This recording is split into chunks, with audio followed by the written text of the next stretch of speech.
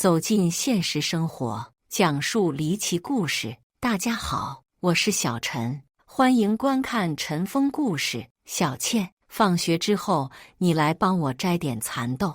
2006年夏天，14岁的彭倩背上书包，刚下走出学校大门，结果身后的一道声音却让她愣在了原地。听着熟悉的声音，彭倩的身体却害怕到不自觉地发抖。她鼓足了勇气，转身开口回绝道：“婶婶，我还要回去写作业，我没空。”说罢，彭倩就头也不回地朝学校外跑去。可她不知道的是，身后的赵庆梅正一脸阴沉地盯着她，眼中透露出凶光和残忍。只是摘个蚕豆而已，为什么彭倩会如此害怕？事情当然没有我们想象的这么简单。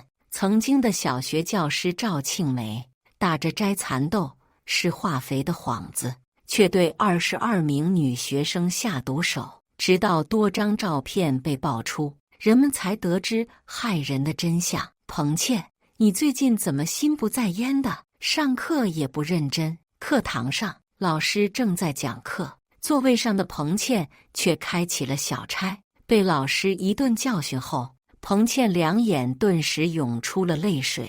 并不是她想上课开小差，实在是一想起不久前发生的事，她就觉得委屈，可偏偏又不敢告诉其他人。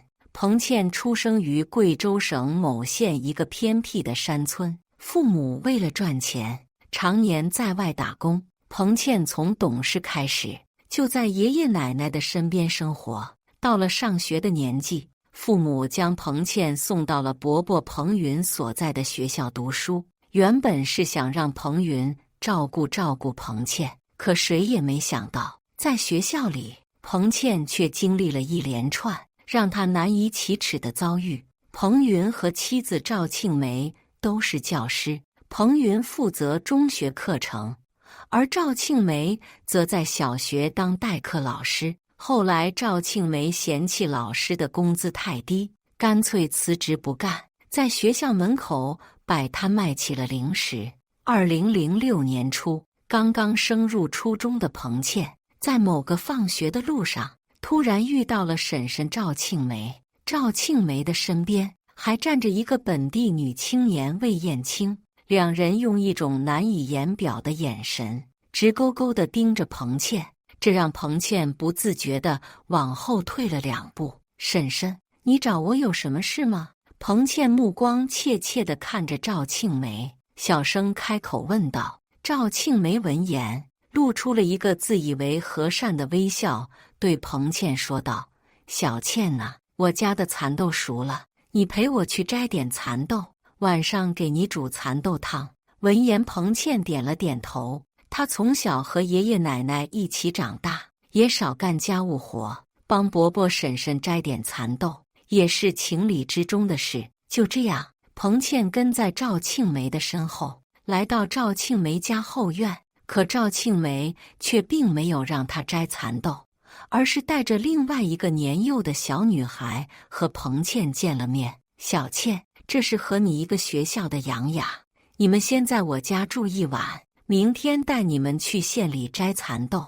赵庆梅说完就走出了房间，屋子里只剩下彭倩和杨雅两人。两人闲来无聊，便开始聊天。谈起这件事，彭倩觉得非常古怪，她从没听说过伯伯和婶婶在县里还种了蚕豆，反倒是杨雅非常兴奋，一想到可以去县里逛逛，她就激动得睡不着觉。婶婶，不是去摘蚕豆吗？怎么来这里呀？第二天中午，赵庆梅和魏艳青两人带着彭倩和杨雅来到了县城，可他们并没有去地里摘蚕豆，而是径直来到了一家旅社。你问那么多干什么？让你去你就去，别废话。不知怎么回事，赵庆梅对待彭倩的态度发生了巨大转变。明明1天前还和和气气，可如今却非常强硬。彭倩意识到不对劲，准备挣脱赵庆梅的手，可赵庆梅直接一耳光将他扇倒在地，强行将他拖到了旅社的某个房间内。一时间，彭倩只觉得大事不好，她的脑海浮现出许多儿童被拐卖的场景，内心产生的大胆的猜想：难道婶婶要把自己卖到别的地方？越想，彭倩就越害怕，眼泪不停地往外流。不知过了多久，始终没人开门。彭倩哭累了，干脆躺在床上睡了过去。迷迷糊糊之间，彭倩好像听到走廊有脚步声，她还以为是婶婶来了，当即准备求饶，让婶婶看在爸妈的面子上放过自己。可走廊里传来的对话却让彭倩愣在了原地。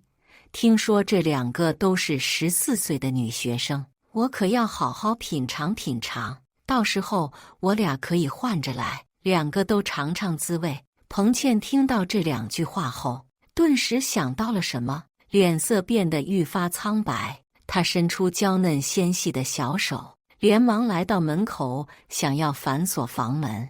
可此时屋外却传来了一阵钥匙开门的声音。彭倩怎么也没想到，婶婶竟然会如此狠毒，逼着她出卖自己的身体。事后，赵庆梅还警告彭倩和杨雅，不准把这件事说出去，否则就对2人实施报复，把他们卖到国外。遭到威胁的彭倩一直将这件事藏在心里，直到2006夏天，赵庆梅再一次找到彭倩，说再带她去摘蚕豆。回忆起曾经遭到的伤害，彭倩彻底崩溃了。她将自己的遭遇告诉了回家看她的父母。彭倩的父母当即选择报警。警方接到报案后大为震惊，一番调查后发现，真相远比他们相信的还要残忍。除了赵庆梅之外，其丈夫彭云和另外1名中学老师竟然也参与其中。他们诱骗拐带未成年女学生，将受害人骗到旅社后供人欺辱，从而收取高额的报酬。包括彭倩在内，一共有22名女学生惨遭毒手。不仅如此，警方还在赵庆梅家中发现了大量照片，这些照片就是她犯罪的铁证。案件发生后，当地警方非常重视，立刻对所有涉案人员展开抓捕工作，并悬赏10万捉拿赵庆梅和彭云夫妻俩。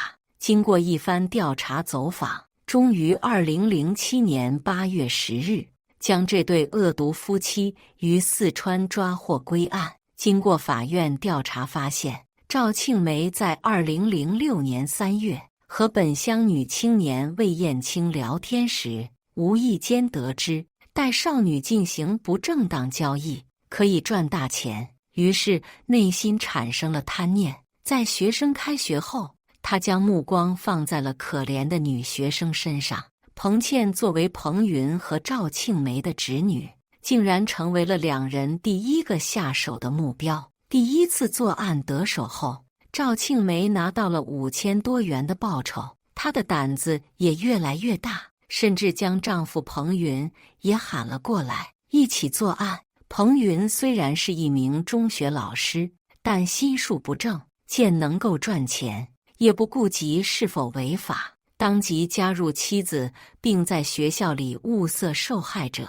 为了满足自己的欲念，彭云甚至还趁机对自己的学生实施侵害，情节恶劣，主观恶性极深。综上所述，赵庆梅和彭云夫妻俩已经构成了强奸罪和强迫卖淫罪，手段残忍，情节极其恶劣，酿成了严重的后果。因此，法院最终决定依法判处2人死刑，赵庆梅立即执行死刑，而彭云则是缓期2年执行。至此，这桩骇人听闻的案子终于告一段落。在法院判决前，赵庆梅曾接受记者采访，脸色苍白的她声称自己罪孽深重，对不起社会，对不起亲人。可在她的脸上，人们看不到悔恨，只看到了对死亡的畏惧。赵庆梅还想要对受害者道歉，企图得到他们的谅解。但是对于那些受害者来说，赵庆梅给他们带来的伤害是永远无法消除的。甚至其中一个女子在看到赵庆梅的时候，就发出了剧烈的尖叫，似乎这也成了一种条件反射。可见当初赵庆梅给她带来的阴影是怎样的，以至于一看到赵庆梅就想到了那一切。大家望着赵庆梅的眼神也全是恨意，一想到赵庆梅做的这些事情，所有人都难以接受和想象。一开始大家还不愿相信，因为赵庆梅在人前一直表现得很好，不管是对于自己的职业还是自己的学生。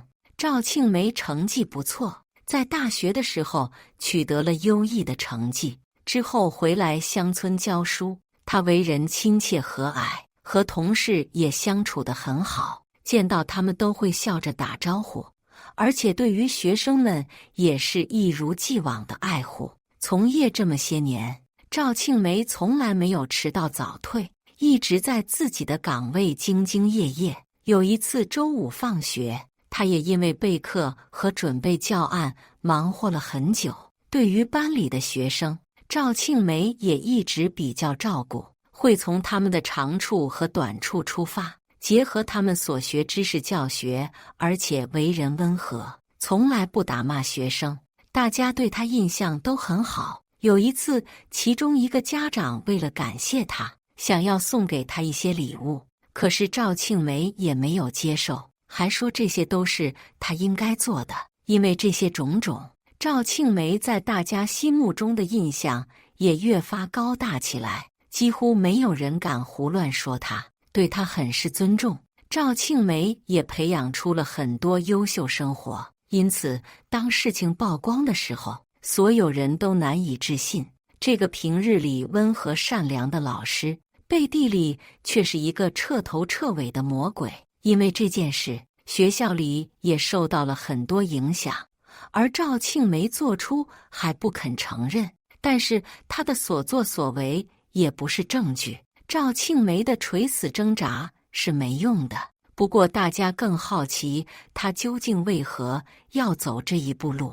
明明可以当一个好老师，却偏偏要毁了自己的前途，还利用这样的事情为自己谋取钱财，一看就丧心病狂。不过整件事情其实也是有原因的，一切都是因为赵庆梅需要钱，她迷上了赌博。一开始他本来是想挣钱外快的，可是没想到最后却深陷其中。赵庆梅一直以为自己能够赢回来，但是他根本就不懂其中的门道，最后将自己辛苦挣来的钱全部花光了。可是赵庆梅还不死心，又四处借钱，最终被丈夫发现。赵庆梅从这开始就使用各种办法敛财，而因为老师的身份，她下手很容易。那些女子却遭受着难以想象的折磨。尽管最终赵庆梅已死，但是那些伤害却不会消失。只希望一切能够好起来。感谢大家的观看，欢迎大家在下方评论区讨论。如果你喜欢这类故事，记得点击订阅陈峰故事，并分享给更多的人，这会对我帮助很大。再次感谢大家的观看。